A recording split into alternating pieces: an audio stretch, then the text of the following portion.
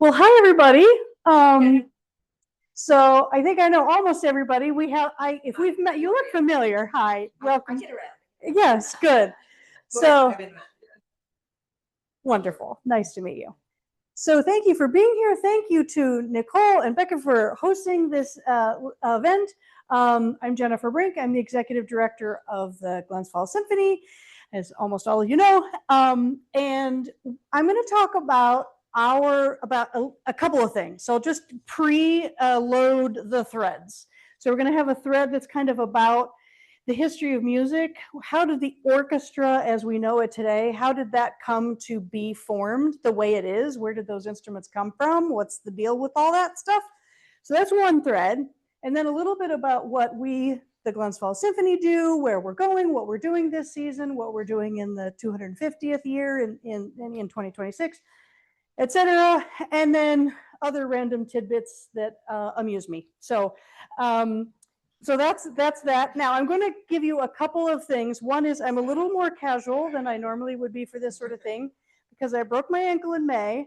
So which means I'm not flexible with the shoes. So we've got the tennis shoes, and I thought, well, a dress and the tennis shoes, that's just not going to work. So forgive me for that, and I'll be. And I'm going to be walking back and forth a little bit because my slideshow is back here. The equipment is wonderful the way they've set it up, but I had keyed up some musical examples to play, and I'm going to try my best not to bore you with like the ads on YouTube while we're waiting for this musical example to play. So I'm going to do a little bit of management with that. So bear with me while I hobble front to back. So this is our material. I'm sure almost all of you have this, but I'll hand these out anyway. If you want to pick up one of these, I'll show you. This is our season for 25 and 26. If you open it up, that's really where you see all of the things that are happening. And there are concerts we have a normal season of 5 concerts. We're doing an extra thing in November. I'll talk about all those in detail, but I wanted to draw your attention in case some of you have gotten this at home, and in case you are already subscribers, and you're wondering, what happened? Why are we at Hudson Falls for the first concert? Why are we at South Glens Falls for the second concert? Why are we back at Hudson Falls? The Glens Falls High School Auditorium, which has been our home for many, many years, is under construction. Some of the construction had to go a little further than they were planning and taking a little longer. So we're rolling with the punches and finding other places, and the other schools have been very generous to have us here. So this is the whole story of all the things that we're doing. This is a dramatically expanded season from what we've done in the past. We have a partnership with the de Blasius Chamber Music Series. This is an exquisite little chamber music series of small concerts with either a solo artist or 1 or 2 or a string quartet or whatever. This chamber music series has been in existence at the home of a Hyde or Hoops family member for almost 95 years. It's one of the oldest chamber music series continuously operational in the country. And they struggled a little bit during COVID, as many performing arts organizations did.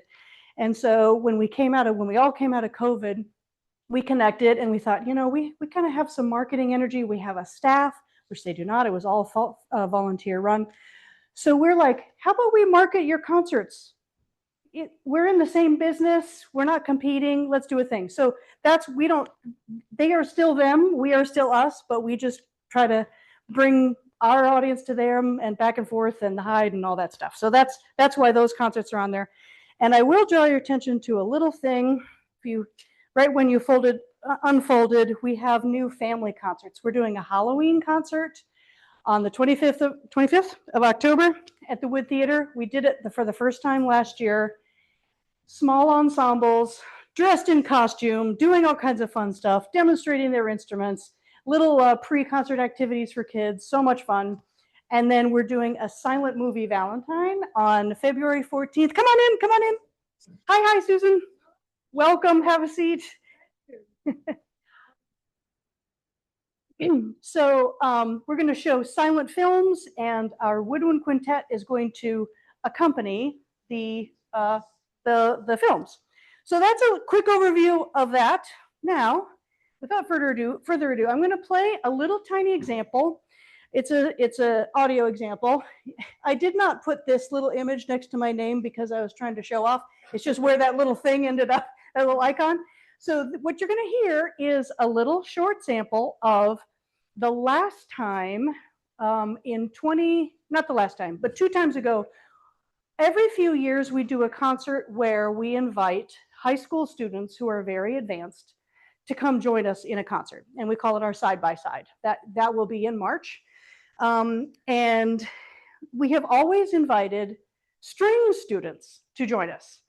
Well, the brass and woodwind players in our orchestra said, hello, it's about time. We had some brass and woodwind students. So we are going to do, that concert is actually going to be at Zankel, which is the beautiful, beautiful auditorium at Skidmore College on March 16th, 15th. Thank you, Marie. And there will be woodwind and brass students who are going to be joining us from Ticonderoga all the way from down to Lake Shenandoah. So it will, that doesn't mean there will be 500 of them. It means this is a very, very select group of young people who are very advanced. So what you're going to hear is a little sample of a couple times ago when we did our, or a couple seasons ago. This was the side-by-side of our strings, and they're playing the Holst, one of the Holst suites. So just a little sample so you can hear like, hey, these kids are good. So our next example. So the reason I call this 5 centuries of music and then plus an extra 1,000 is that there is some history to be told about instruments from the Greek and Roman period. And so, but I should say about this. So these are, this is a plate and it shows this double flute instrument. And then here's an example of, someone who's made this instrument. And then there's the kind of harp that was often plucked. And I'm going to play an example in the next thing, if it works. And it should be clarified that we do not actually know what the music was of that time. The sculptures are what they are. They might be missing an arm, but you can kind of get the gist, right? But with the music, there was no notation that we know of. And so that means there's no notation to come forward to try to figure out what it sounded like. So there is, I'm going to play a musical example, but we don't actually know that that's what it sounds like, but it gives you the sense of the instrument. So that is the sound of that really kind of magical instrument. And one thing I should also point out is that the structure there, at the very beginning, I tested it earlier and I couldn't really get it to replay properly, but at the very beginning, there was an example where she played some notes and it went like B, B, B, B, and there was this little variation in the pitch. And so there are pieces up at the top where she hit this little thing and it varies the length of the string just a little bit, almost like a modern jazz or blues or rock guitar player would be like bending the string and it changes its length a little bit, makes that. So that's a very interesting little thing about the design of that. So there's a moment about like 1,000 years. When you say that was called again? Those, you know what? I don't have handy the names of the harps. Yeah. Yes, I think that's one of them from Greece. Yep, exactly. Thank you. See, you all are highly educated here. So the medieval era is, it's full of a lot of things. And I should say that through all of this music, everything I'm giving is a history of music that's related to what ended up in the orchestra, which is to say, things that were formal, things that were in the court, things that were, in this case, starting to be in the church.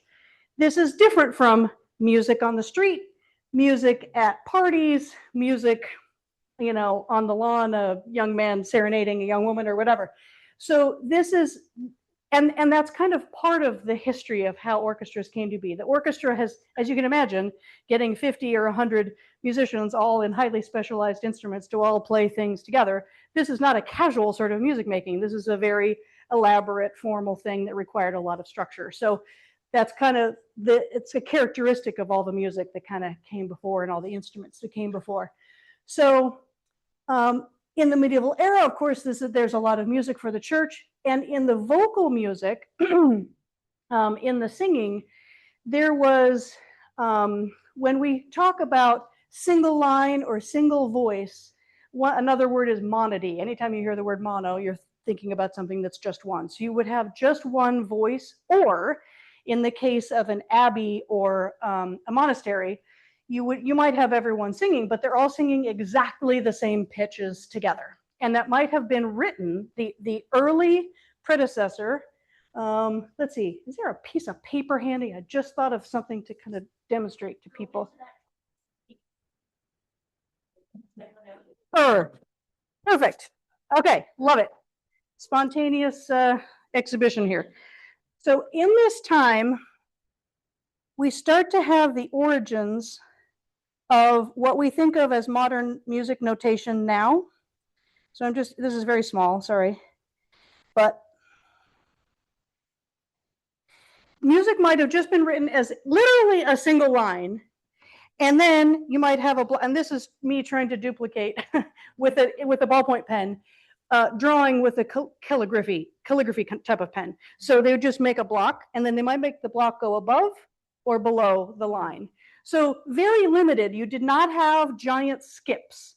So I'm not a trained singer, so bear with me. But you might have like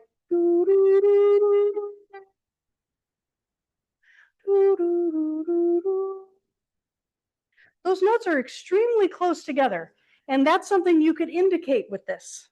Now, keep that in mind. I'm going to plant a seed for later, which is that the contemporary today music notation that most people use, like if you were to sit down at a piano and read piano music, you would have the treble clef and you would have the bass clef lines. And this is represented by 5 lines on the top, 5 lines on the bottom. This is the left hand. This is the right hand. All of that kind of sprang from this one line, because then eventually people started going further, and some incredibly clever monk was like, how about 2 lines? So they made 2 lines, right? So yeah, and it did, because he was an American trying to sound German. Okay, so you have this single line, and then you have these other instruments that are beginning to be heard. Tambourine, you're going to hear a little example. Drum, not that you haven't heard tambourine, but just to hear how it's set in this kind of music. The harp, the lute, the zither, these are all kind of closely related guitar-like instruments. The bagpipes, different kinds of flutes. And if you're looking carefully and you see this word that says sackbut, and you're thinking, well, that must be a typo. It is not. The sackbut is the precursor to the trombone. And the sackbut was this instrument. I've actually forgotten where that word comes from and what it really means. But anyway, it was a precursor to the trombone, just a long thing, and it was the beginning of having a slide. So anyway, trombone players just have all kinds of fun with this. Anyway, so, and then the shawm is an instrument we're going to hear a little bit. That's a double reed instrument, which means like an oboe or a bassoon, you have these 2 little tiny reeds and they buzz together. And this is where I'm saying the foundation was laid for notation, because this was the beginning of, I should explain something about this one. Actually, before we go. Okay, what you're going to hear here, this is 3 people. I think this might have been recorded during COVID or something, because they're all separate. So this first thing right here that looks sort of like an accordion, sort of like an electric guitar, this is actually called a hurdy-gurdy. That's the real name of it. And the hurdy-gurdy is kind of like a violin that has strings, but it also has buttons. So instead of having to know where you just randomly know how far you're supposed to put your fingers away, there are like little buttons that will press down in certain places. You will see those right there under her hands. And then you'll see with her right hand, she's going to be doing this. And what she's doing is turning a little thing that is vibrating on a string, and that's making this kind of drone sound in the background. It's not very loud, but it's just its own little thing. And then you'll see a recorder and then harp. Pause for a second. So I'm going to let it play again, or play continuously, but I want to point out that same thing. She is playing a melody on the, so she's got the drone going, and then she's playing a melody, which is the same melody she's singing, which is the same melody that he's playing. So they're all playing this unison thing. Now, the only different thing that probably wouldn't have been done this way at the time is the harp is playing an accompaniment, almost like today if you went and saw your child or grandchild singing a song at school, like a musical from a musical, there might be singing and piano accompaniment playing chords. This is sort of like that. This was not the norm at the time, but it makes it lovely. So just take a listen to the rest of this example and see if you can hear how the melody is, she's doing some skips, but mostly it's just notes, da, da, da, da, da, da, da, very, very close together, and they're almost loading. There we go.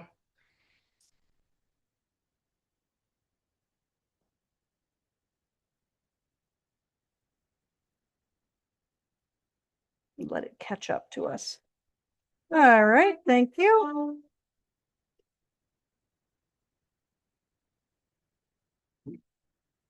Well, that is a different example. Okay, there we go. Okay, now we're in Renaissance music. So in the Renaissance, first of all, I love this painting. Don't you just love the painting and the colors and the surfaces? I mean, it's just fantastic. Yes, yes.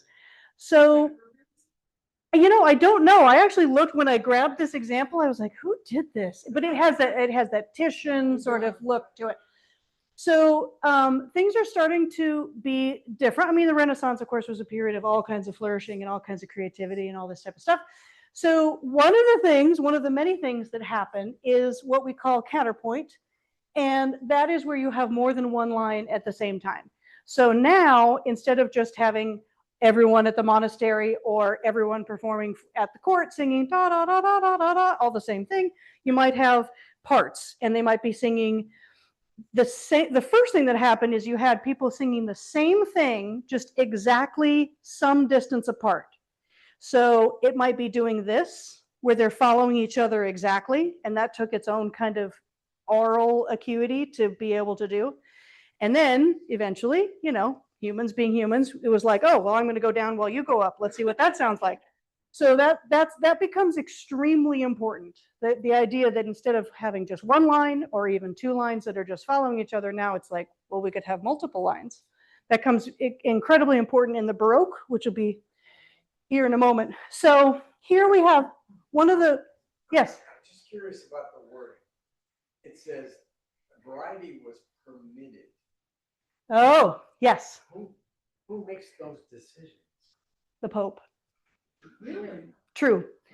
When you hear the term, for a while in the 90s, there was this like in the 1990s, there was this flourishing of Gregorian chant. There were, you know, CDs, and there was hot sellers of chant, and it was the sound of monks singing. And Gregorian chant came back for some reason, which is awesome. Like, it was amazing. Like, why not? But it's called Gregorian chant because it's after Pope Gregory. There were sounds that were allowed, and there were sounds that were not allowed, and there were intervals that were allowed. If I had a piano here, I would demonstrate. So a perfect fifth is where you have one note ba, and you have another one note ah. So they are a particular proportion apart. A fifth was allowed. In fact, in the example with the gal playing hurdy-gurdy, there were moments, very brief moments, where the recorder would suddenly go a fifth away. They'd be singing the same thing, and then they get back to be together. So the fifth was allowed, the fourth was allowed, the octave was allowed. So like da, da, those are two notes. But this note up here is exactly twice the frequency of this note. And so orally to our ear, it actually almost kind of sounds like, it doesn't sound like a different note. It kind of sounds like the same note. It just sounds like a color of that note. But there were intervals that were not allowed for a long time. Thirds were not allowed, which thirds are very common in everything that came after. So here, Marie, I'm going to put you on the spot. Can you just sing do? So if you keep singing, me, you stay on do, do, me, and you keep holding. Me. So that's the sound of a third.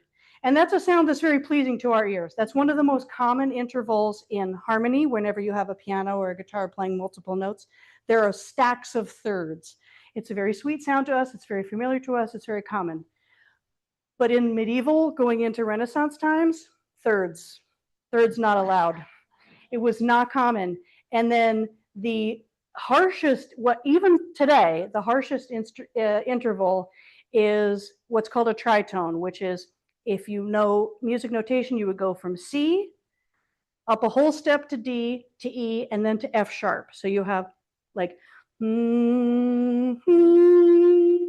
that interval, which is called a tritone or an augmented fourth or a diminished fifth, there are various names, was literally known as the devil's interval. It was not allowed. So that's why that word. And then there were changes and things. I'm sure there was like intrigue, around that. So that's a good question, Dave.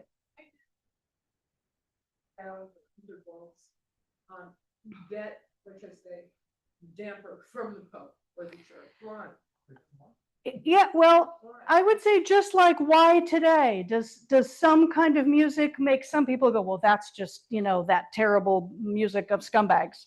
It is, these are personal taste, cultural habit, what's a desire to control certain things. And also in the case of a church, I can only imagine that it's like, what are the purest sounds that we can make in our practice of worship before God? Like, I can imagine being fussy about what that is and what that, and change being very slow. Don't quote me on that. I'm not a historian, but of that kind of music. But I'm going to suspect that all those factors were at play on that. So you start to have this word chanson or madrigal. You'll notice at the Queensbury High School, their elite choral group is the madrigals. And the madrigal is based on a small, sometimes a quartet, sometimes an octet of singers. And that form, meaning the music written for a madrigal group, or that ensemble, which is a particular kind of makeup of voices, became extremely popular. So you'd have groups of musicians traveling from place to place and performing, and there were lots of madrigals written. So that's a thing that's beginning to happen. And you're starting to have instruments. For many, many, many, many years, only the voice was allowed in worship in the monasteries and in the church. Instruments had been going on outside for all kinds of reasons all over the world, but within the church up until this time, in fact, all the way into the early Baroque, you do not have instruments being used in church music. But it starts to happen. They start to show up in the courts all over Europe, etc.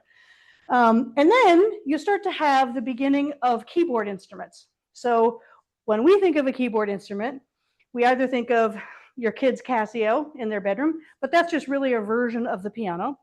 But the precursors to the piano there are many, but one of them is the harpsichord, which the harpsichord looks a little bit like a piano, but it's smaller, and it is actually, you play it with keys, just like we recognize on the piano, but what your fingers are doing is, instead of causing a soft hammer covered with felt to ding on the strings, there's actually what's called a plectrum, and it's actually plucking the string. So that's why harpsichord has this kind of ding, ding, ding, ding, ding kind of sound. Some people like it. I do not. In fact, so I think it was, I can't remember who, some massively famous London conductor referred to the sound of harpsichord as the sound of two skeletons copulating on a tin riff. Wow. Because it is, there's this dingy, plucky sound. The virginal was just a small keyboard. The clavichord, what's that? It's a famous joke, you can quote me. And then the clavichord was another version. All kinds of people were trying to figure out how to make the keyboard do lots of things. And so there was a lot of experimentation. So now this little example that wanted to play, we're going to allow it to play. Hopefully.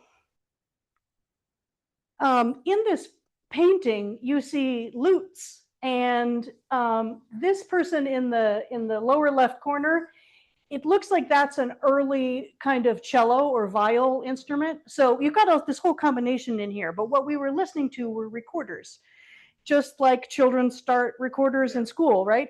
And those are very small song flutes, but recorders actually come in all different shapes and sizes. There are bass recorders that are very long and beautiful, make a beautiful sound. So I just wanted to say, you're looking at stringed instruments, but you were listening to recorders. Apparently music stands for invented. Yes. Oh, now it's gonna. So here's a big giant map of all different kinds of instruments from the Renaissance period. So here are a bunch of different recorders of different sizes, flutes. The difference between a recorder and a flute is a recorder is played straight across, a flute is played transverse, it's off to the side, and a flutist is making sound by blowing across the hole, just like if you were to play a note with a bottle, blow across a bottle. Whereas the recorder, you're actually putting it in your mouth, and then there's a little path where the air goes through it. It also comes out the open holes, and there's also a little spot that's open where air comes out. Crumb horns are a kind of double reed instrument. I'm going to go into some detail about this. So I wanted to show you, this is what a double reed looks like. It's actually made from cane, like today and then. So if you come to a Glens Falls Symphony concert and you were to, I don't know, walk up on stage during intermission and disturb the oboists, what they would be doing is sitting there shaving, they would be stringing, they would be putting in water, they would be carving they have knives, they have all this stuff. Oboists, a professional oboist spends 50% of their time practicing and 50% of their time making reeds and fussing with them. And they're like toe shoes for ballerinas. Like you have to work to get it broken in. And then there's a golden era of about 6 hours of playing. And then after that, it starts to go downhill. So they're always making new reeds. And so there's a whole thing of cutting the cane, shaving it off, putting the two pieces together, and then this one's really fancy, how the knotting is done. But it's a very elaborate art. And I just wanted to show you that started, way back here. So these instruments, the shawms are double reed, the crumb horn is double reed, and the Ducenne, which is this, it's just kind of the only difference is there's a metal piece that comes off here, and then the double reed goes on the end, and that's called a bocal. And the reason I'm pointing that out is that that's a precursor to the modern bassoon. So in an oboe and a bassoon, the double reed for an oboe is about that long, and in bassoon, it's about that long and also much fatter. So because it has lower sound, etc. So then we also have different kinds of drums and guitars and crotales and lute and a little harp. So in this example, we're going to listen to the Ducenne. I have a friend, orchestra musicians we're a funny group.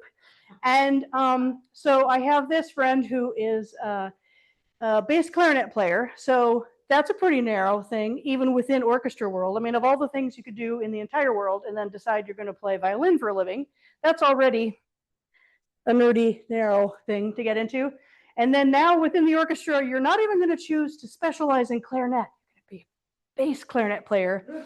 And this same person, wonderful, brilliant, interesting guy, decided that what he really wanted to do was to specialize in Ducenne. And so that's about when I thought, he's just never going to get married.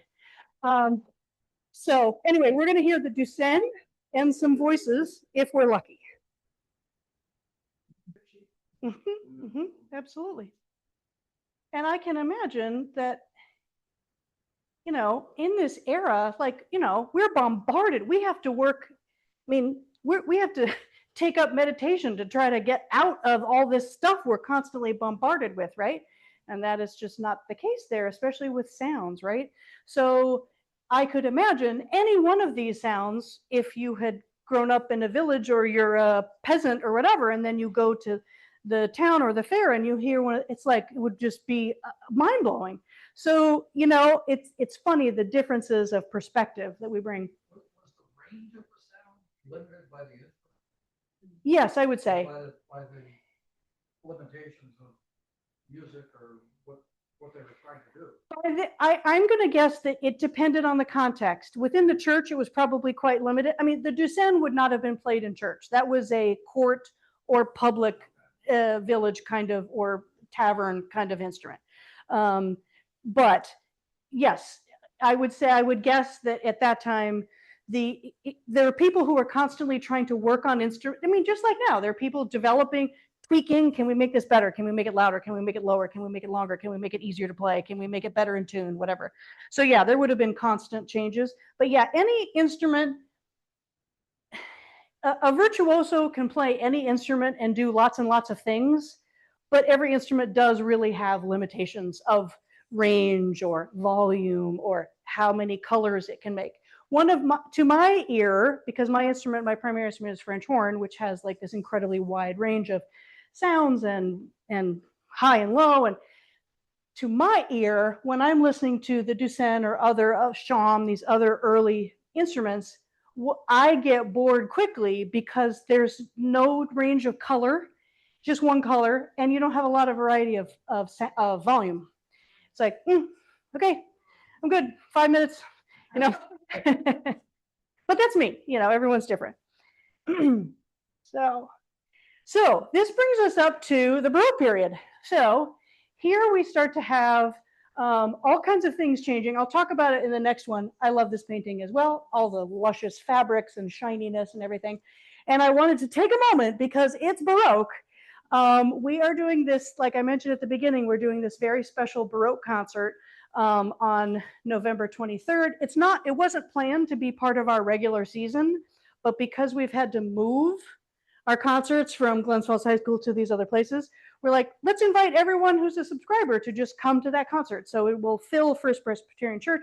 And if you're not aware, First Presbyterian Church has, it's beautiful, but it also has an incredible organ. There's a console at the front, there's a console at the back, and I don't know what the statistics are now, but maybe 18 years ago, something like that, it was like the 11th largest organ in the United States. Like, it's a very, very special instrument. So we encourage people to come to this concert. That's Brian Kirk. He's the music director and organist. He'll be our featured soloist. So that's Baroque, something that we're doing coming up.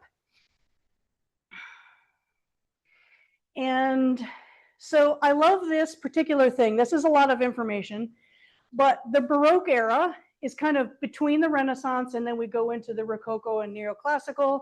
It's highly decorative. Like, there are all kinds of colors, all kinds of decorations and ornaments and all this stuff going on.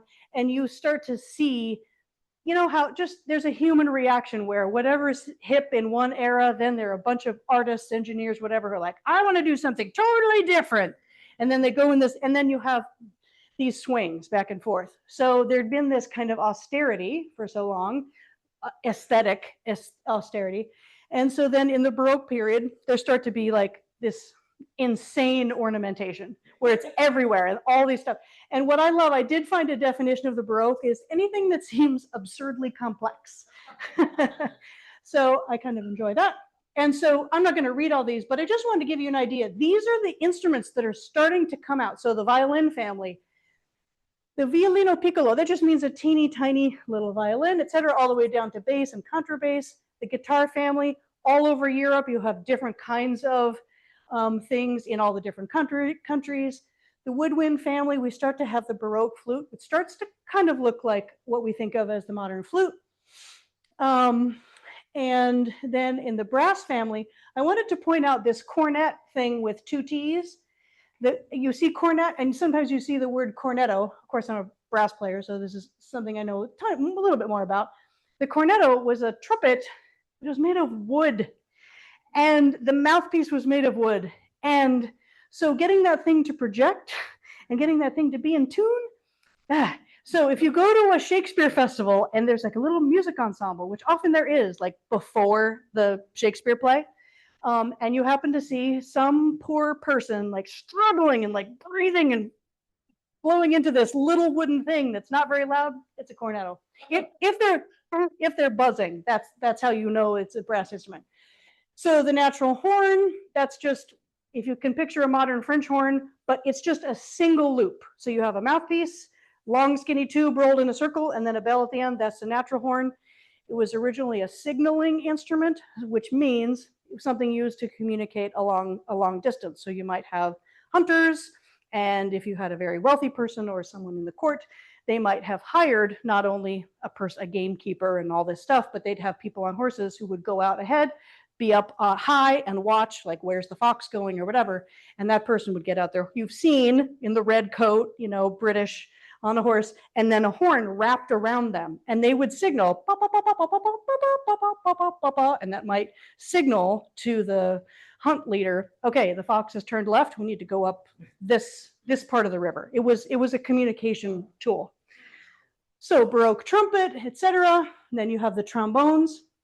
These are all the keyboard instruments. I want to point out one thing here, the forte piano. So up until this point, up until the development of the forte piano, all the keyboard instruments could pretty much only play the same volume because of how the action of all the mechanics worked. Either the strings were being plucked or they were being struck by hammers, but there was no way to control how hard that was happening, how hard or how soft. There's no one person who invented the forte piano, but there were a few. There were like 3 or 4 people who kind of were all sort of madly working in their workshops trying to figure out who could come out with this thing first. Finally, there did indeed come to be a forte piano. The reason it's called the forte piano is because it could play both forte, which is the Italian for strong, meaning loud, and it could also play piano, which is Italian for soft.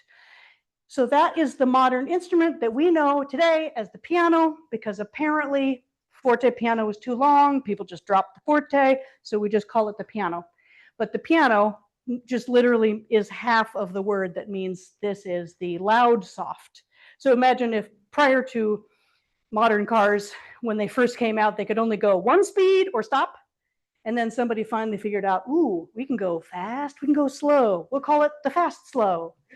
And that's what the forte piano was. So, but that's really what we have. And then percussion. I have actually forgotten what this example is, so surprise, we'll find out together. Oh, yes. Okay, hold on, I'm sorry, I'm gonna go back.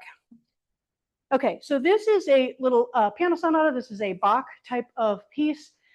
It doesn't give you all of the sense of how complex Baroque music is, but it does start to give you a color. This is an entirely different animal than what we've been listening to of dee, dee, dee, dee, dee, dee, dee, dee, or whatever. So here we have this little piano example. Now we can listen again. But I'm going to pause. Okay, now the next thing I'm going to play for you is something I'm very excited about, so just know that.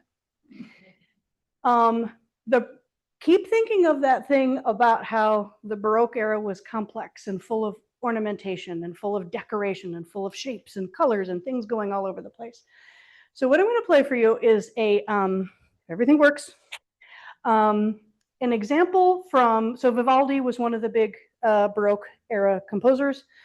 And Vivaldi, if you've heard of Vivaldi, you've heard of the Four Seasons, very famous composer. What you might not know is that he wrote music. He was a monk and he wrote music for a school for young girls. And these were young girls who, for various reasons, could not live in society. So either they were developmentally disabled or had deformities that made it so that they really couldn't function in regular society or they weren't accepted. And they were between the ages of 8 and 16. And so all of Vivaldi's music was written for these young girls who had otherwise no opportunities at all. And his music was written the way they would perform, they would be behind a curtain because people could come and listen and not be distracted and not be judgmental and not be all the things, and just were like, oh my goodness. I mean, people knew, but I think in a way, it's a terrible thing to imagine. On the other hand, it's kind of brilliant that he thought, well, here's a way we can bring the souls and the goodness of these human beings through by allowing people to not have their issues with them. So anyway, that's just a little thing about Vivaldi. Vivaldi wrote a tremendous number of operas, and he wrote incredibly virtuosic music for the voice in addition to the other instruments. So this is an example of Cecilia Bartoli. She is a singer in Italy. She's a unique human on the earth. She's still alive. I mean, this was recorded maybe in 2000 or so. She's really only now, I think, maybe in her 50s. She doesn't perform in the United States anymore. She's just completely in Italy and does all these fascinating things. She's a super expressive person. And it's kind of hard to hear a little bit the detail, but I wanted to give you a feel for not only her spectacular abilities and talent and skill, but also to give you a sense of the drama of the Baroque. This is a whole thing, starting to have dramatic gesture, humor, and color, and fast and slow and loud and soft, and like all of these things, all the ways people could mess with things, giving a variety of sound. That's what the Baroque was about. And I thought, this is a good example.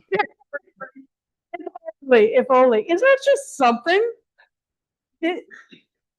It's unbelievable. She's just a shocking combination of technique and expression, like just unbelievable. Yeah, yeah, she's just really. It's just a way of singing two notes that are very, very close together. It's almost like a slow trill. Yeah, it's all just mechanical, just throat changing the angle just a little bit, and tongue and palate. It's just incredible. Yeah, she's still, 20, 30 years later, she's still going. But this, I just thought, like, okay, this kind of tells you something about the Baroque. And I'm not suggesting in any way that in the Baroque era, that anytime you went to a musical performance or a church performance of Baroque music, that it would be this, stunning. Like, that's just not possible. But this is the music that Vivaldi wrote. And I would argue that's probably what he had in his head. This was the perfect world scenario of what he was hearing as he was writing. Yes. Oh, with Hugh Allen Wilson, yes. So that's an excellent question. So Hugh Allen Wilson, the person who we're dedicated, whose 100th birthday we're celebrating with this Baroque concert, he was a Baroque music specialist. He had taught at Yale, and then he came here and taught at Siena College, and so he was a Baroque specialist and organist. And so at First Presbyterian Church, during the time that he was a music director, he was also music director of the Glens Falls Symphony. So there was a lot of Baroque music performed. Hugh Allen Wilson, and the spelling you can find in the, yeah, exactly. He lived in Bolton Landing. That is true. So continuing to, we're moving now into the classical era. So you know how I was saying earlier, there's always this like rebellion. People are like, let's not do what our fathers did, our musical fathers. So now we get into the classical era. Now this picture is actually live. I mean, it's modern from Vienna. And so, but these are people performing classical music. But I thought this was nice because it gives you a sense of the architecture, that yes, there's some gold and there's some fancy stuff, but really we're starting to have all of these sort of Greco-Roman classical shapes and proportions. So that starts to be a thing. We're going to go to the next slide. So we call it the classical era. And just to answer a question that's no doubt going to come up, we call classical music. We call it that. You could also call it concert music. We call it classical music. But within classical music, this is the classical era. So it's the time when there was this passion growing up, reviving around Greco-Roman shapes and proportion and all the golden mean and all these things having to do with these ratios. And so you have these very clean, simple, not simple necessarily, deceptively simple, let's say, kind of patterns. And you have that in the architecture and in the art and in the music as well. So I just kind of wanted to make a little point about that. Where are we going to go? Okay, there's a little, this is a little Mozart piano sonata.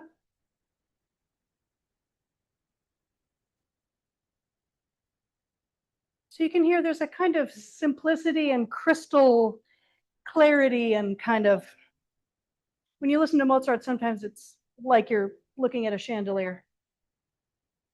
Okay, so that we're going to pause there. Okay, so this is just another kind of goes into this stuff about how we start to have lighter shapes. Elegance is definitely prized over like incredible drama of the time before. If you've heard of music by Haydn, Mozart, the early Beethoven, I should clarify, not later Beethoven, but early Beethoven and Schubert. We're going to actually skip this example because I'm looking at the clock. Okay, so we have the staid, elegant, classic, Greco-Roman, whatever, neoclassic stuff going on. And then, just like human beings are, like, I can do better. I want to unleash my whatever, my internal romantic spirit and whatnot. So this is where Beethoven starts to expand and play with forms, and also kind of bring passion kind of back in. Schubert, etc. And I'm gonna play this example. This is a Schubert string quintet. It's one of my favorites. I don't remember what number it is. It's like number 7 or something, but the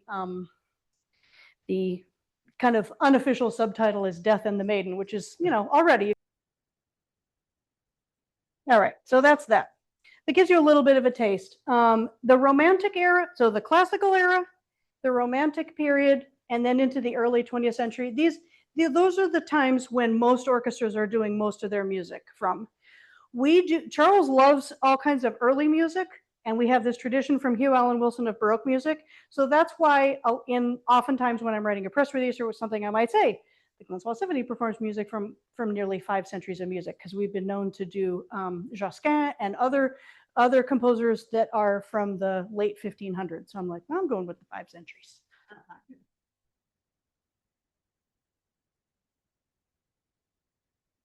Okay, so then we have the 20th century. I wanted to show you something talking about notation. So this thing right here, this piece symbol in music, this is a piece of music written by George Crumb. He's a composer who I had the pleasure of meeting in my undergrad. And one of the things he did was not just do all kinds of crazy stuff with the music, but how it appeared. And I just thought that gives you an idea. This is a photograph from our Paul Whiteman and George Gershwin concert a few years ago, because we definitely, Charles has a penchant. Charles is our music director. Charles Peltz has a penchant for jazz and all kinds of music from the theater. And so there you can see that one of our guest performers there came from NEC.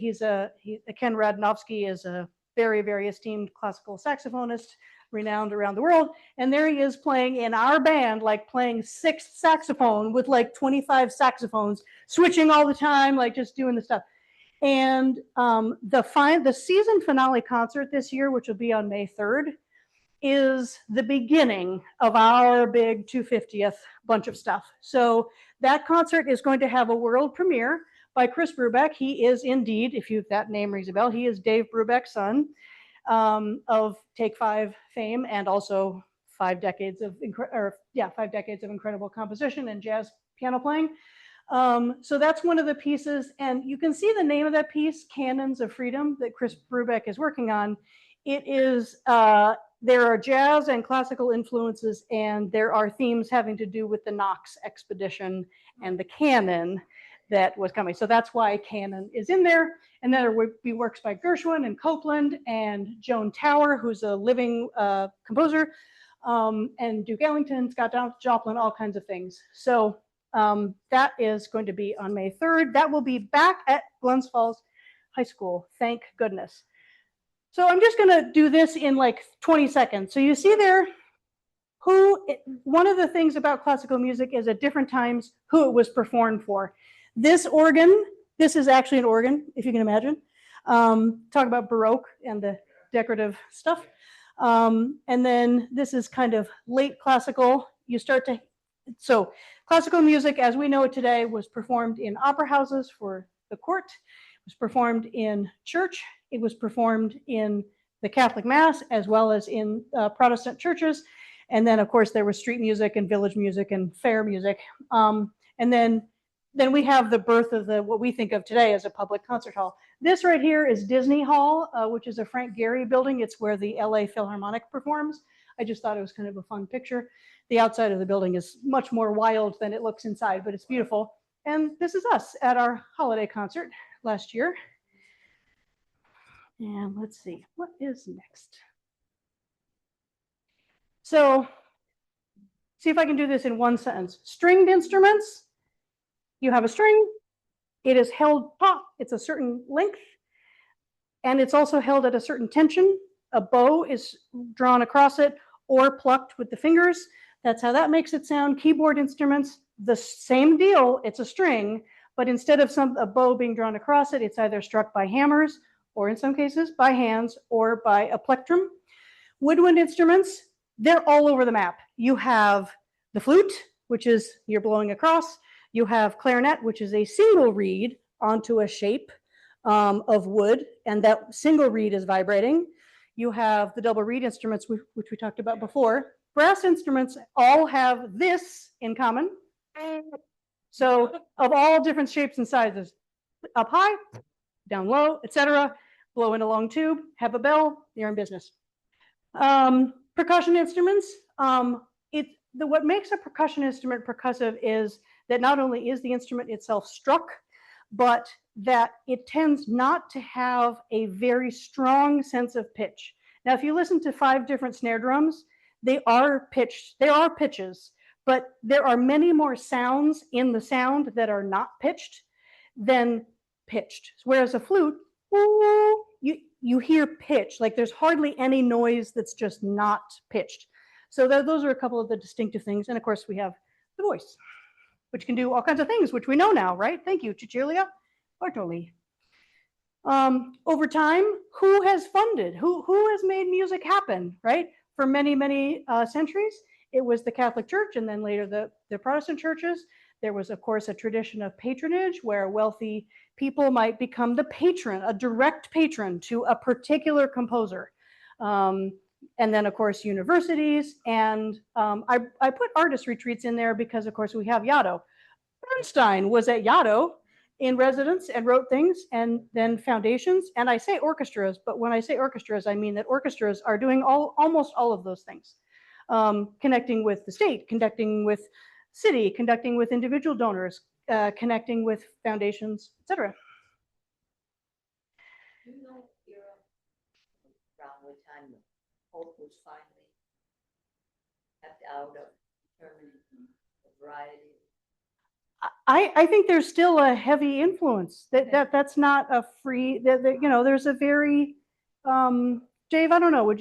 How would you characterize that? You know a lot more about that than I do. I don't convince that specifically, but I think over the decades, every pope has, through their culture and their background, had an influence on a lot of music that played, certainly in the Catholic Church. Mm-hmm. And it'll be interesting to see what our new pope brings. I think of that as centuries old. Yeah, no, it's still prescribed. Yeah, it's still prescribed. Sure. No? Yeah, absolutely. They have strong rules about what you play in masses and weddings. They say there are Yes. rules. Yep. Whether they're followed or not. But I didn't know that. I didn't know the Pope had any. Well, so Institution. I mean, now. that's right. Medieval And then I'll also mention that musicians, it's a highly specialized bunch of training and bunch of skills that go into trying to perform a classical instrument. So, and I just want to draw attention to one thing, which is private lessons. Private lessons are really they're a bunch of things. It's an incredibly long-standing tradition. The way I play horn was taught to me by my various teachers. All of them were taught by other teachers. And it's not just how you play physically, the actual mechanics of it, but the style. And if I wanted to sit down and make a map, I could make a map back to Otto Leutgeb, who was Mozart's principal horn. And that's true for all of us. If you play violin, you can probably trace the lineage of your teacher to their teacher to their teacher to Mendelssohn, et cetera. And so that one-on-one apprenticeship is another thing that makes music training so unique. It's one of the only things in our modern culture that is still taught one-on-one, which is, I think, an incredibly special thing about it. And it's one of the things that makes the biggest difference in how people do. Anyway, you can see that. That's all kind of fairly straightforward. Jumping ahead. So we've been around since 1977. It was an amateur orchestra founded at then ACC. And in 1983, the Glens Falls Symphony incorporated, and then in 1990 became a fully unionized professional orchestra. Glens Falls, if you haven't heard me say it before, some of you might have heard me say it 8 times, but Glens Falls is the smallest city in the United States to support a fully professional orchestra. So just like we're unique in having the Hyde, we're unique in having the Chapman, we're unique in having all kinds of special things, the symphony is a special element. We start our milestones season, celebrating lots of things. There's a big long list. You can see everything in your brochure. And just a quick word about the next several years. You can see there on the left, those are our family things. In the center, that is a performance, the big picture of the kids with colored t-shirts. We did an opera at the new Warrensburg School Auditorium, which is beautiful. And that opera was called Lucinda, and it was written by Evan Mack, who is a conductor and pianist and composer at Skidmore.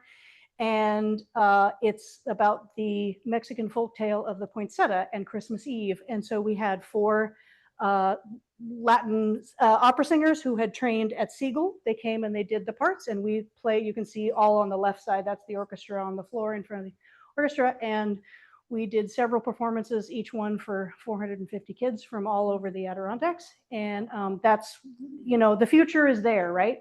If we don't bring music to all kinds of kids of all kinds of ages, they're never going to come into the concert hall again. And all this music, all this beauty might, expire. So we're on a big mission to accomplish all those things. Up in the upper right, that's a picture of Holly Larson, one of our violinists, with one of her side-by-side student companions. And then you can see Doug Lyons, he's our principal horn, in fabulous vampire gear, playing at last year's Halloween concert. So be sure to join us. And that is it, I think. Thank you.